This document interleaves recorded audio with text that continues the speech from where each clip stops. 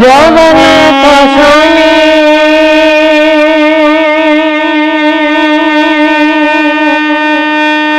নয়ন পথগামী ভব তুমি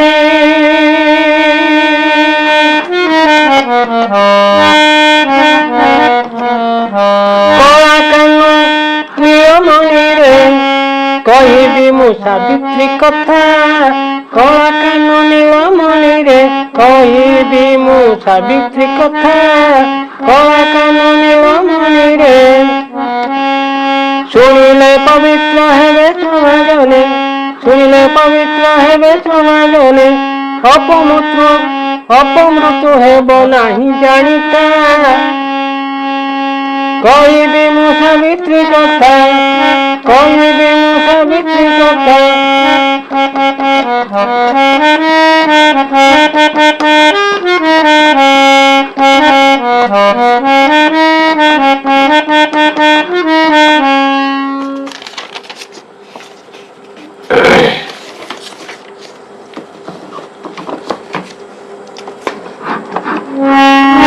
ପୂର୍ବେ କରାଯା ଥିଲେ ନାମ ଅଶ୍ୱପତି ମଦ ନାମକ ଦେଶର ଅଟନ୍ତି ନିପତି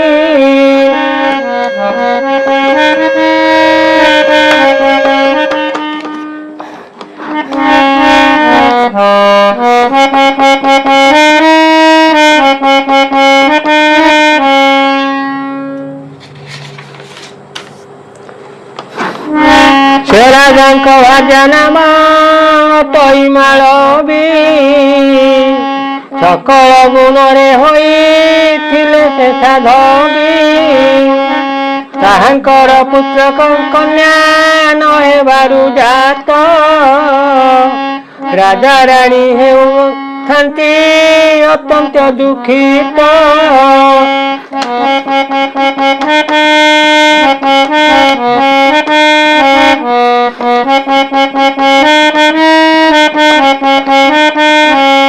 ସାବିତ୍ରୀ ଦେବୀଙ୍କୁ ପୂଜା କରି ସେ ରାଜନ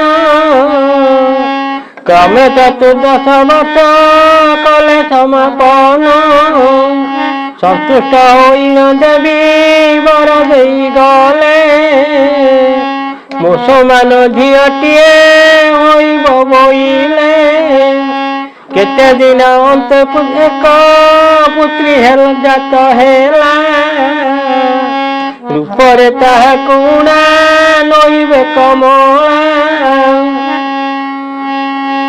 ସାବିତ୍ରୀଙ୍କ ପ୍ରସାଦରୁ ହେବାରୁ ଜନମ ସାବିତ୍ରୀ ବୋଲି ରାଜା ଦେଲେ ତାଙ୍କ ନାମ ସେ ବାଳିକା ଚନ୍ଦ୍ରକଳା ପରାଏ ବଢିଲା କ୍ରମେ ସବୁ ଶାସ୍ତ୍ର ମାନ ଅଧ୍ୟୟନ କଲା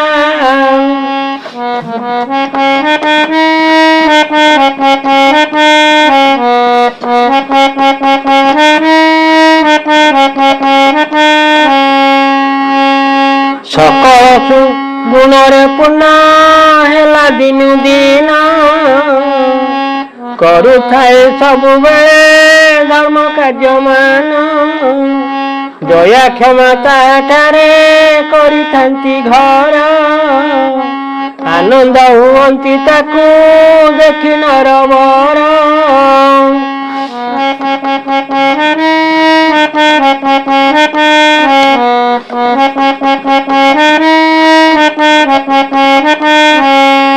ପରିଣୟ କାଳ ତାର ହୁଅନ୍ତେ ପ୍ରାପତ ରାଜନ ବୋଇଲେ ମୋର ଠାରୁ ଶୁଣ ମାତ ତୁମ୍ଭ ଅନୁରୂପ ବର ନ ମିଳଇ କାଇଁ ଇଚ୍ଛାରେ ବରଣ କର ବୋଲୁଅଛି ମୁଇଁ ତା ଶୁଣି ସାବିତ୍ରୀ କିଛି ଲଜ୍ଜିତ ହୋଇଲେ ବୃଦ୍ଧ ସଚିବଙ୍କୁ ସଙ୍ଗେ ଘେନି କରି ଗଲେ ଅନେକ ଆଶ୍ରମ ପୁଣି ନାନା ତୀର୍ଥ ସ୍ଥାନ ବୁଲି ବୁଲି ଗଲେ ଯାଇ ଥିଲେ ସତ୍ୟବାନ ଋଷି କୁମାରଙ୍କ ସଙ୍ଗେ ଖେଳୁଥିଲେ ସେଇ ସାବିତ୍ରୀ ତାଙ୍କ ରୂପ ଦେଖି ମୁଗ୍ଧ ହୋଇ ମୁନିକୁ ପଚାରି ତାଙ୍କ ପରିଚୟ ନେଲେ ଦୁମତ୍ସନ ରାଜାଙ୍କର ପୁତ୍ର ସେ ଜାଣିଲେ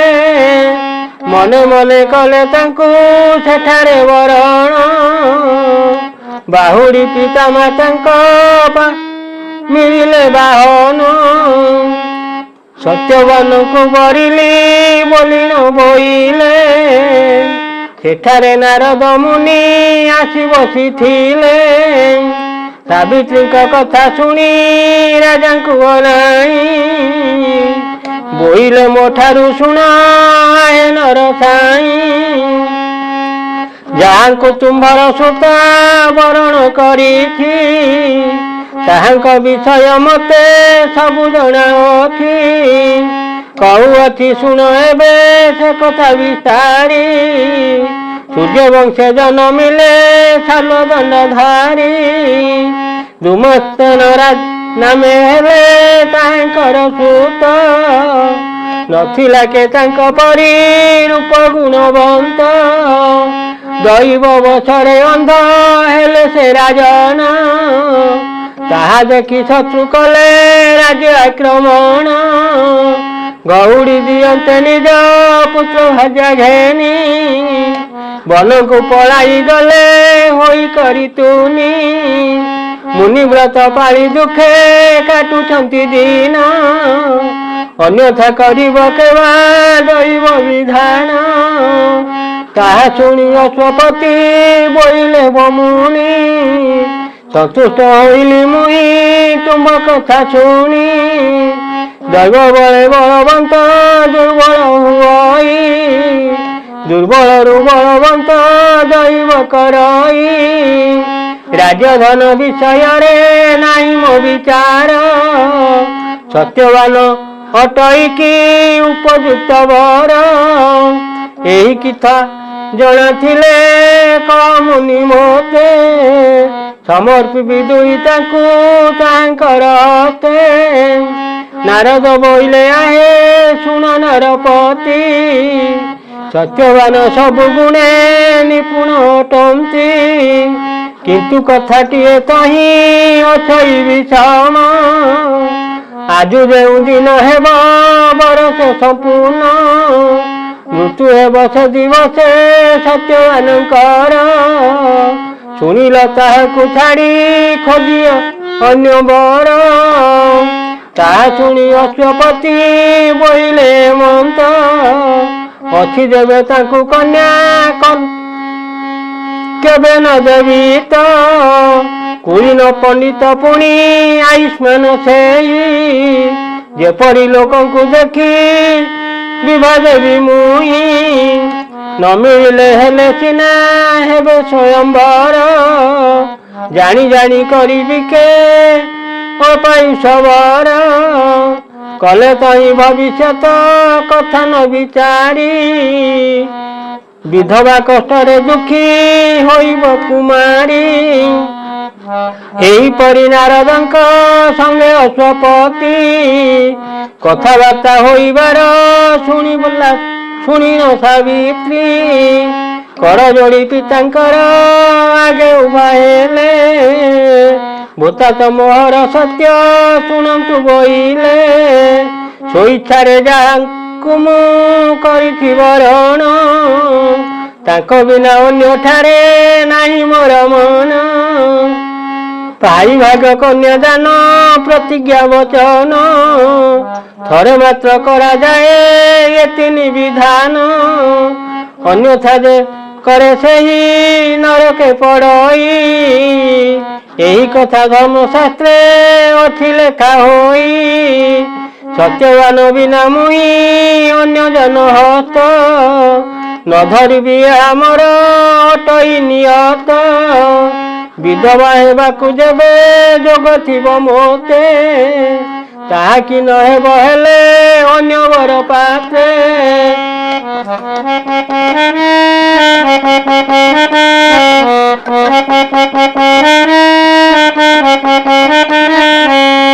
জন্ম হইলে নরা অবশ্য মরই কেউঠারে ଅଛି କେବା ଚିରଜୀବୀ ହୋଇ ନରକେ ପଡ଼ିବା ଠାରୁ ବିଧବା ଯନ୍ତ୍ରଣା ଅଧିକ କଷ୍ଟ ନୁହଇ କରେ ମୁଁ ଭାବନା ଏହିପରି ସାବିତ୍ରୀଙ୍କ ଧର୍ମମୟ ବାଣୀ ଶୁଣି ପ୍ରଶଂସା କରି ଋଷି କୁଳମଣି କଲ୍ୟାଣ କରିନ ନିଜ ପୁରେ ଚଳିଗଲେ ଅଶ୍ୱପତି ସାବିତ୍ରୀଙ୍କୁ କେତେ ବୁଝାଇଲେ ତଥାପି ତାଙ୍କ ମନ ରହିଲା ଅଟଳ ତାହା ଦେଖି କରି ଅଶ୍ୱପତି ନରପାଳ ଦୁଃଖିତ ମନରେ ସବୁ ସମ୍ଭାର ଭିଆଇ ମନ୍ତ୍ରୀ ପୁରୋହିତ ସନ୍ଥ ସତନୟାକୁ ନେଇ ରଥେ ବସି ତପବନେ ପରବେଶ ହେଲେ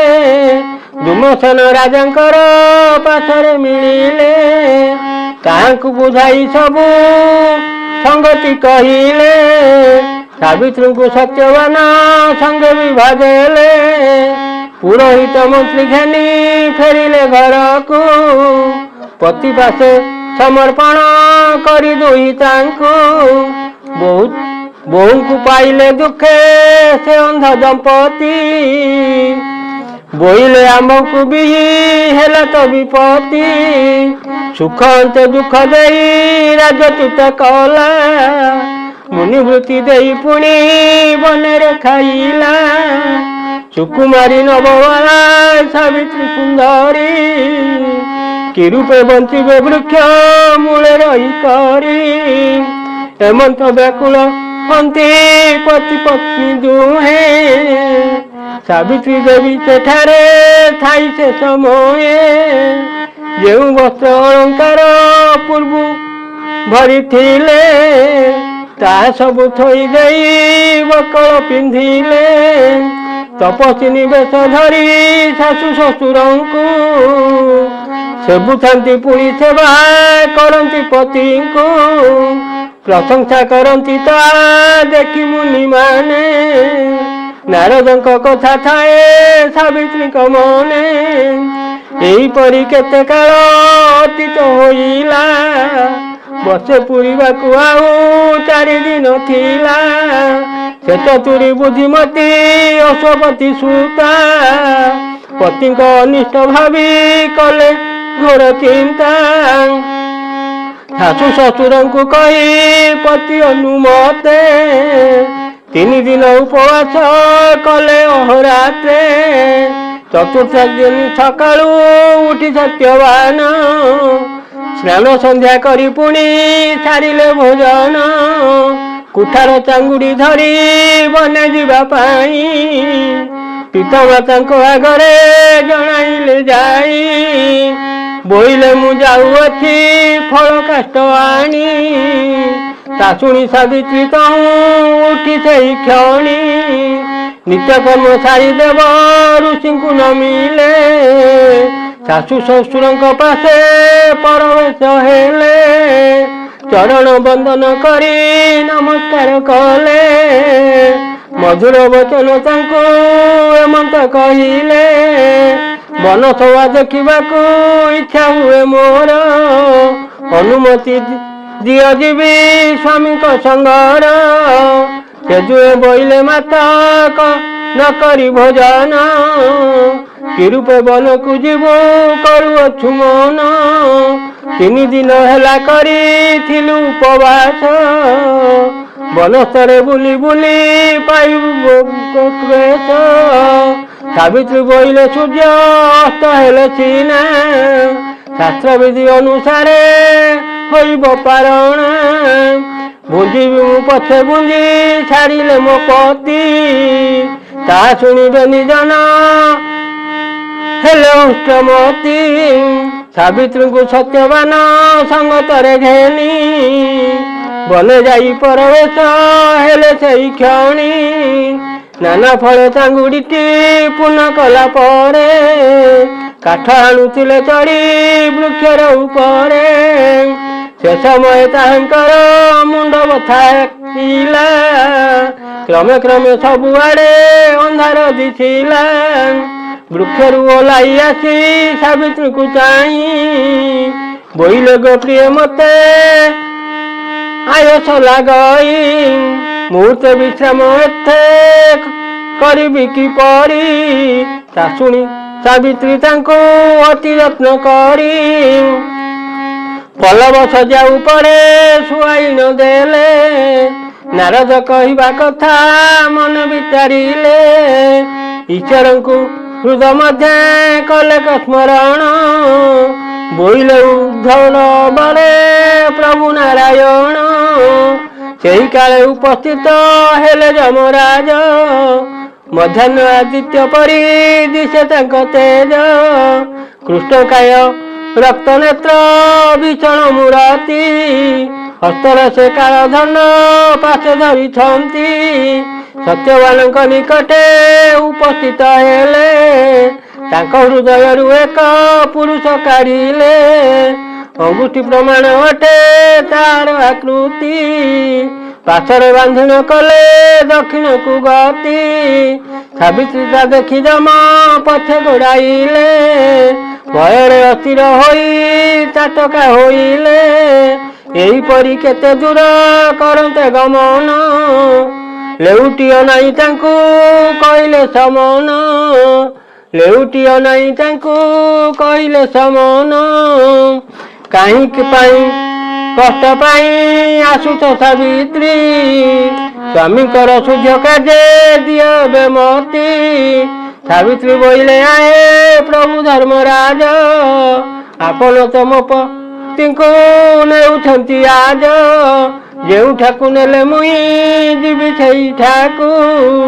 ମୋରେ ଧର୍ମ କ୍ଷଣେ ନ ଛାଡ଼ିବି ତାଙ୍କୁ। ସବୁବେଳେ ଧର୍ମ ମାର୍ଗେ ଅଛି ମୋ ମାନସ। ଆପଣ ଅଟନ୍ତି ଧର୍ମ ସ୍ୱରୂପ ପୁରୁଷ। ଆପଣଙ୍କ ଅନୁଗ୍ରହ ସ୍ୱାମୀ ଠାରେ ଭକ୍ତି। ଥିବାରୁ ଜେଣିକି ଗଲେ ନାହିଁ ମୋର କ୍ଷତି। ସକଳ ଧର୍ମର ଅଧିପତି ଯେ ଆପଣ।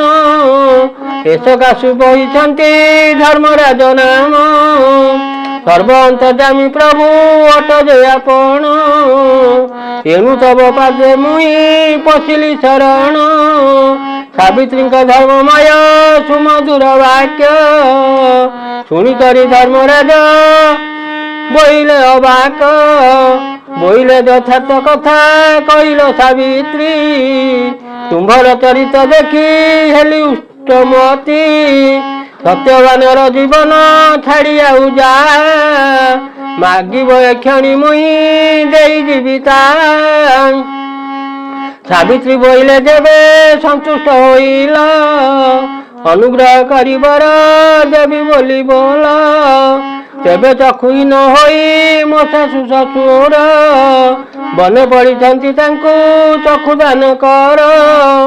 ଅସ୍ତୁ ବୋଲି କହି ଜମା ଯିବା ସମୟରେ। ସାବିତ୍ରୀ ତାଙ୍କ ପଛେ ଗଲେ ଆଉ ଥରେ। ଅନ୍ତକ ବୋଇଲେ ପୁଣି ଆସୁଛ କି ପାଇଁ। ବାଧିବ ଦେହକୁ ସିନା ବୃଥା ଶ୍ରମ ପାଇଁ।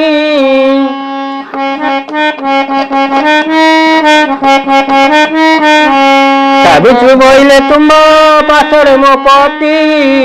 ଅଛନ୍ତି ଏ ଘେନି କରେ ତୁମ୍ଭ ପଛେ ଗତି। ଯେଉଁଠାରେ ତାଙ୍କୁ ନେଇ ରଖିବେ ଆପଣ। ସେଠାରେ ରହିବା ପାଇଁ ହେଉଛି ମୋ ମନ। ସାଧୁଙ୍କ ମସ୍ତକ ମଣି ଆପଣ ଅଟନ୍ତି। ପୁଣି ସଙ୍ଗେ ସଙ୍ଗେ ମୋର ପତି ରହିଛନ୍ତି। ଆପଣଙ୍କ ସଙ୍ଗେ ମତେ ସାଧୁ ସଙ୍ଗ ଲାଭ। ହେବ ପୁଣି ବୈଧବ୍ୟ ଦୋଷ ନ ଲାଗିବ। ସାଧୁଙ୍କର ସଙ୍ଗ କେବେ ନୁହଁ ବିଫଳ। ଅବଶ୍ୟ ଏଥିରେ ମୋର ହୋଇବ ମଙ୍ଗଳ। ତାହା ଶୁଣି ଧର୍ମରାଜ ସନ୍ତୁଷ୍ଟ ହୋଇଲେ। ସାବିତ୍ରୀଙ୍କୁ ଧନ୍ୟବାଦ ଦେଇ ନ କହିଲେ। ସତ୍ୟବାନ ଜୀବ ଛଡ଼ା ମାଗ ଆଉ ବର। ନିଶ୍ଚୟ ମୁଁ ଦେବି କିଛି ସନ୍ଦେହ ନ କର। ଏହା ଶୁଣି ସାବିତ୍ରୀ ଯେ କହନ୍ତି ବଚନ। ଯେବେ ବର ଦେବା ପାଇଁ ହୋଇଛ ପ୍ରସନ୍ନ।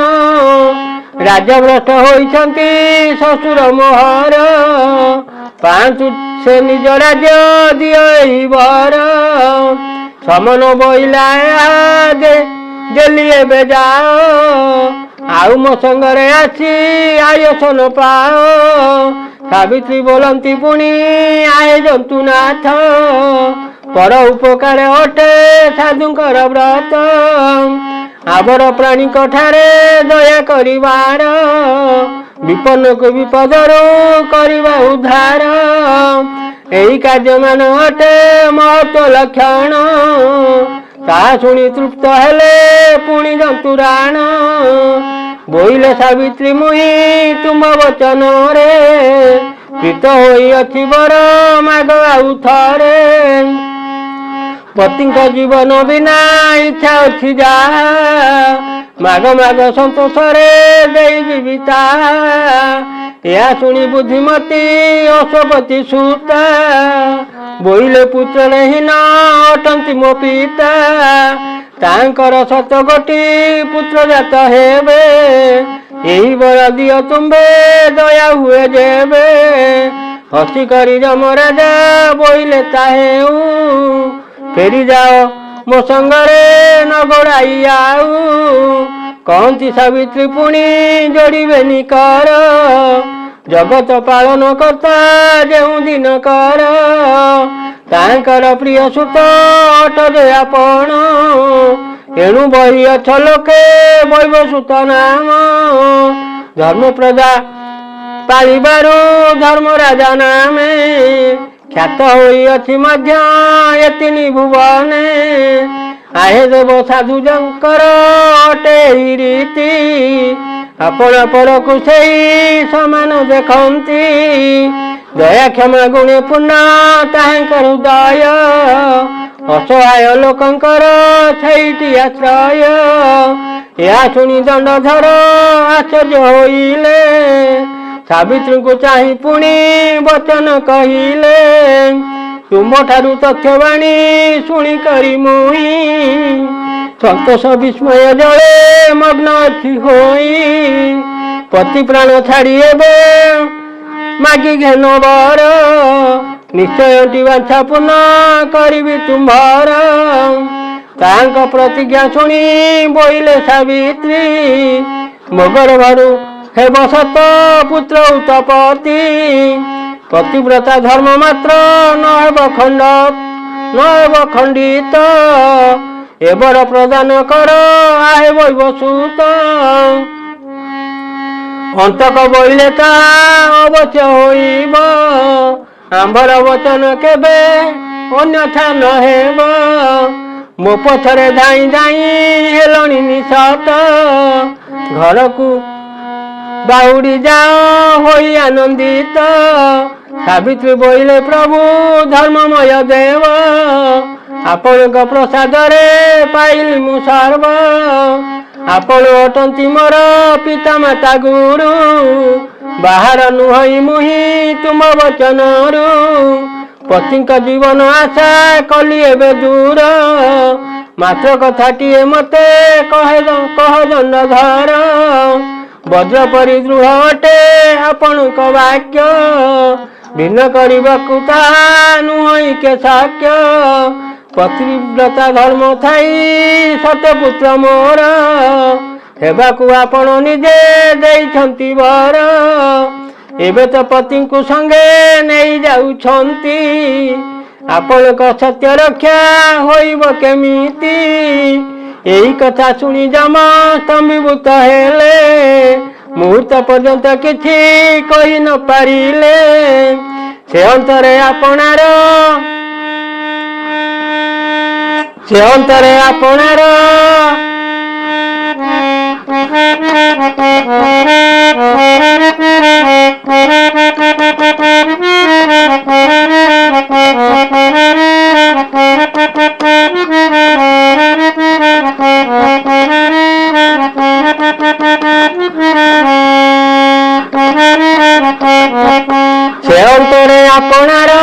ସତ୍ୟ ରକ୍ଷା ପାଇଁ ବାନ୍ଧିଥିବା ପୁରୁଷଙ୍କୁ ପାଶରୁ ଫିଟାଇ, ସତ୍ୟବାନ ହୃଦୟରେ ଥୋଇ ନ ଆସିଲେ ସାବିତ୍ରୀଙ୍କୁ ଚାହିଁ ପୁଣି ହେମନ୍ତ ଭାସିଲେ ପତିଠାରେ ଯେଉଁ ରୂପେ ଭକତି ତୁମ୍ଭର ପାଇଲ ତା ଅନୁରୂପେ ଯୋଗ୍ୟ ପୁରସ୍କାର ଏବେ ଆମ ବଚନରେ 400 ବରଷ ପତି ସଙ୍ଗେ ରହି ଭୋଗ କର ନାରୀଶ ଶତପୁତ୍ର ପାଇ ସୁଖେ ଜୀବନ କଟାଅ ପତି ପତ୍ନୀ ହୋଇ ନୀତି ଧର୍ମ କରୁଥାଅ ଏହା କହି ନିଜ ସ୍ଥାନେ ଗଲେ ଜନ୍ତୁପତି ସତ୍ୟବାନ ଥିବା ଠାରେ ମିଳିଲେ ସାବିତ୍ରୀ ପାଶ ବସି ହସ୍ତପାଦ ଧୀରେ ଆଉଁସିଲେ ଚେତା ପାଇ ସତ୍ୟବାନ ତାହାଙ୍କୁ ବୋଇଲେ ବହୁତ କାଳ ଏଠାରେ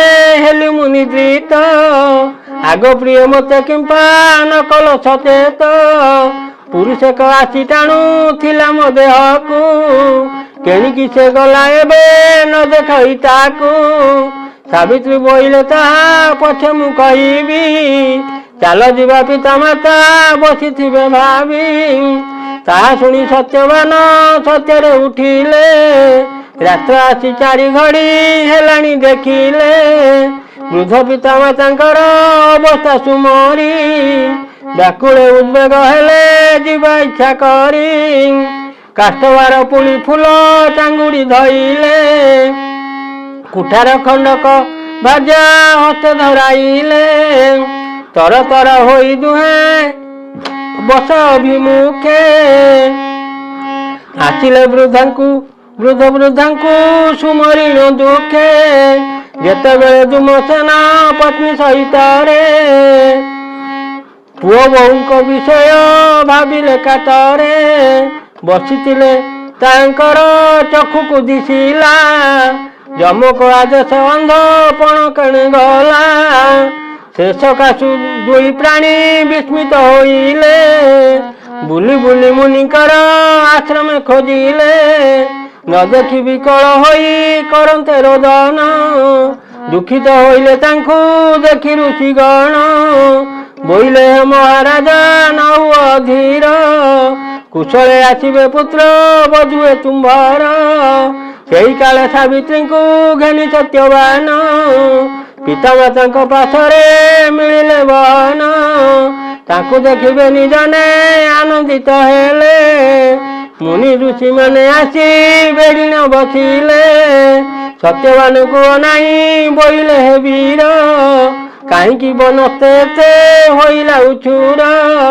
ସତ୍ୟବାନ ବୋଇଲେ ମୁଁ କାଠ ଆଣୁଥିଲି ମୁଣ୍ଡ ବଥା ହେଲା ଯୋଗୁ ତହିଁ ନିଦ୍ରା ଗଲି କୁଷ୍ଠବନ ପୁରୁଷେକ ଆସି ମୋର ପାଶେ ମୋତେ ଟାଣୁଥିଲା ପୁଣି କେଣେ କି ଗଲା ସେ ସ୍ପଷ୍ଟ କରି କିଛି ମୁହିଁ କହି ନ ପାରଇ ସାବିତ୍ରୀଙ୍କୁ ଅବାତ ଜଣାଥିବ ହୋଇ ତାହା ଶୁଣି ମୁନି ମାନେ ବୋଇଲେ ସାବିତ୍ରୀ ଜାଣିଛ କି ସତ୍ୟବାନ ଯାହା କହୁଛନ୍ତି ସାବିତ୍ରୀ ବୋଇଲେ ସବୁ ଜାଣିଅଛି ମୁଇଁ ଏତେ ବୋଲି ଆଦ୍ୟ ପ୍ରାନ୍ତ କରିଦେଲେ କହି ଶୁଣିଲ ସକଳ ଋଷି ଆଶ୍ଚର୍ଯ୍ୟ ହୋଇଲେ ଧନ୍ୟ ସେ ସାବିତ୍ରୀ ସତୀ ବୋଲି ପ୍ରଶଂସିଲେ ସେ ଅନ୍ତେ ଯେ ଯାହା ସ୍ଥାନେ ହୋଇଲେ ପ୍ରବେଶ ରହିଲେ ପୁଅ ବୋହୂଙ୍କୁ ଘେନି ନ ରଇସ ଭାଜାସ ଆନନ୍ଦରେ ନିଶି କଟାଇଲେ ପ୍ରଭାତରେ ଉଠି ନିତ୍ୟ କର୍ମ ଶେଷ କଲେ ମୁନିମାନେ ସାବିତ୍ରୀଙ୍କୁ ପ୍ରଶଂସା ବଚନ କହୁଛନ୍ତି ଏ ସମୟରେ ରାଜା ଦୁମସେନ ବସିଥିଲେ ଶାଲ ଦେଶ ମନ୍ତ୍ରୀ ଗଲେ ଆସି ମିଳିଲେ ତାହାଙ୍କ ପାଶେ ହୋଇ ମହାଖୁସି କୃତାଞ୍ଜଳି ହୋଇ କରି ବୋଇଲେ ରାଜନ ଆପଣଙ୍କ ଶତ୍ରୁମାନେ ହୋଇଲେ ନିଧନ ଧନ୍ୟ ଧନ୍ୟ ସାବିତ୍ରୀ ଧନ୍ୟ ତୁମେ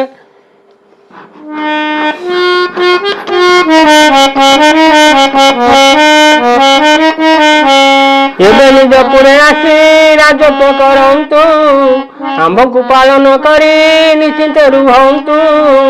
ଆଗରୁ ତ ଏହା ସତ୍ୟ ହୋଇଛି ଆମ୍ଭର, ମନ୍ତ୍ରୀ ହେବୁ ଆମ୍ଭେ ତୁମ୍ଭେ ହେବ ନରବର।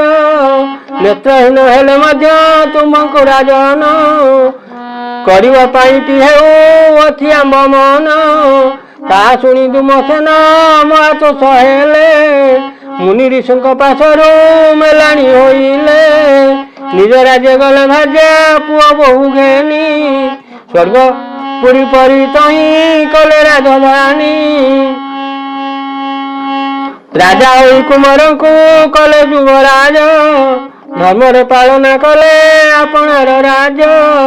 ଯଥାକାଳେ ସାବିତ୍ରୀଙ୍କ ଶତପୁତ୍ର ହେଲେ, ଏହିପରି ସେ ସମସ୍ତେ ସୁଖରେ ରହିଲେ।